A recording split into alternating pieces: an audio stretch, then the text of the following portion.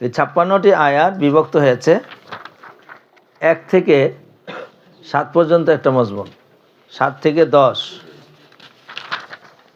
10 থেকে 26, 26 থেকে 31, 31 থেকে 38, 38 থেকে 48, 52 শেষ। এই সূরাটা হলো সূরাতুল মুদ্দাসসির। দাসসারা ইউদাসসির মানে চাদর আবৃত। সুতরাং এই সূরাও মাক্কি সূরা। আয়াত রাসূল করিম সাল্লাল্লাহু আলাইহি সাল্লামকে নিয়ে নাজিল হচ্ছে। আগের যে সূরা এখানেও রাসূল করিম সাল্লাল্লাহু আলাইহি সাল্লামকে নিয়ে আলোচনা করেছে, ইয়া আইয়ুহাল মুজাম্মিল। আর এবার কি ইয়া আইয়ুহাল মুদ্দাসসির। কুম ফানজির ওয়া রাব্বাকা ফাকাব্বির।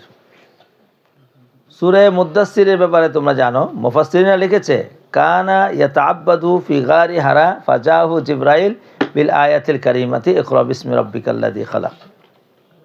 যে তিনি গারে হারা ইবাদত করতেছিলেন, এর মধ্যে জিবরাইল 5 আয়াত নিয়ে নাজিল হয়েছেন। আর প্রথম আয়াত যা নাজিল হয়েছে তা তো আপনারা জানেন, সেখানে যখন জিবরাইল দুইটা চাপ মারছিল তখন তার ভিতরে ভয় তৈরি হয়েছিল। তখন খাদিজাকে যায় বলছিল জাম্মিলুনি জাম্মিলুনি, কি বলেছিল? এরপরে ওহি বন্ধ, দীর্ঘদিন ওহি বন্ধ। এর মধ্যে হঠাৎ করে ইনি আসমানের দিকে তাকাইলেন, দেখলেন সে আওয়াজ, গুনগুনানি আওয়াজ হচ্ছে। তার মাথাকে সেদিকে উঠাইলেন আর দেখেন ওই ফেরেশতা, যেই ফেরেশতা গাড়ে হারায় আসছিল, সে কুরসির মধ্যে বসা, আসমান এবং জমিনের বাসা। আলহামদুলিল্লাহ। এই দিকে তিনি আবারও ভয় পেয়ে গেলেন গা। এইবার রুমের মধ্যে যায় বললেন দাসসিরুনি দাসসিরুনি, একই অর্থ। তো তখন আবার আল্লাহ পাক রব্বুল আলামিনের কাছে এই শব্দটাই মজা লাগছে। আল্লাহ আবার এই শব্দ দিয়ে রাসূলকে ডাকলেন, বললেন ইয়া আইয়ুহাল মুদ্দাসসির। কুরতুবী রাহমাতুল্লাহি আলাইহি বলেন ওয়াফি হাদাল নিদাই মুলাতাফা ফিল খিতাব মিনাল কারীম ইলাল হাবিবি ইয নাদাহু বিওয়াসফিহি ওয়া লাম ইয়াকুল ইয়া মুহাম্মদ লিয়াস্তাশরা লিনুল ওয়াল মুলাতাফাতু মিন রাব্বিহি ওয়া মিসলাহু কাউলু নবী সাল্লাল্লাহু আলাইহি ওয়াসাল্লাম লি হুযাইফাতা ইবনে ইয়ামান ইয়ামা খান্দাক খুম ইয়া নুমান। আচ্ছা, যাই হোক, এখানে আমরা রাসূল করিম সাল্লাল্লাহু আলাইহি সাল্লামকে আল্লাহ পাক মুদ্দাসসির বলে ডাক দিয়েছেন। এটা সিফতি নাম। আর দেখবেন আসল নামের চাইতে সিফতি নাম বললে মজা লাগে। এই যে আপনারা না এখন পড়ালেখা শেষ করেন না, আদিব সাহেব কইলে কি মজা লাগে, সুবহানাল্লাহ। আর উপরে যারা আছে এগো তো মুফতি সাহেব কইলে ফুলে যায়। মুফতি সাহেব কইলে বাবা কি মজা যে লাগে। ডাক্তার সাহেব কইলে কি লাগে, মজা লাগে। আমির সাহেব কইলে আরো মজা লাগে। কি আনছো? চাদর চাদর আবৃত ব্যক্তি কম দাঁড়ান। আপনি ফানজির কি করেন? সতর্ক করেন আপনার কওমকে। তারা যেদিকে যাচ্ছে ধ্বংস এবং হালাকের দিকে যাচ্ছে।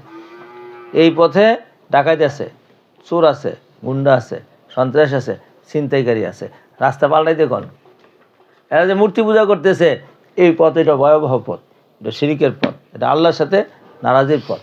সুতরাং সরে দাঁড়ান। তো এখন কি করবেন? তাদেরকে কি বলে সতর্ক করবেন?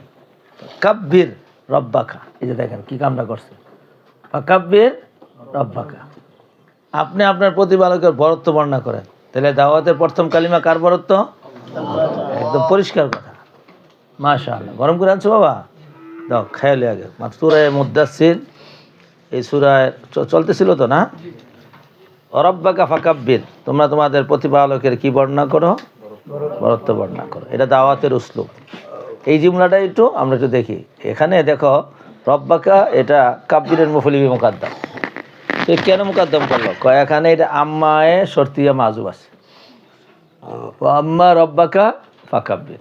তাহলে ফাটা ফায়জা যাইয়া, বুঝতে পারছো? এই তরকিবটা সহজ সুন্দর করে লেখা দিও।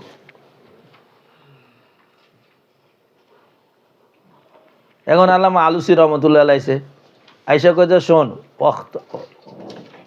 অখসুস রব্বাকা বিযিকরি। দাওয়াত দিতে গিয়া আল্লাহর নামটা আলাদাভাবে কইতে হইব।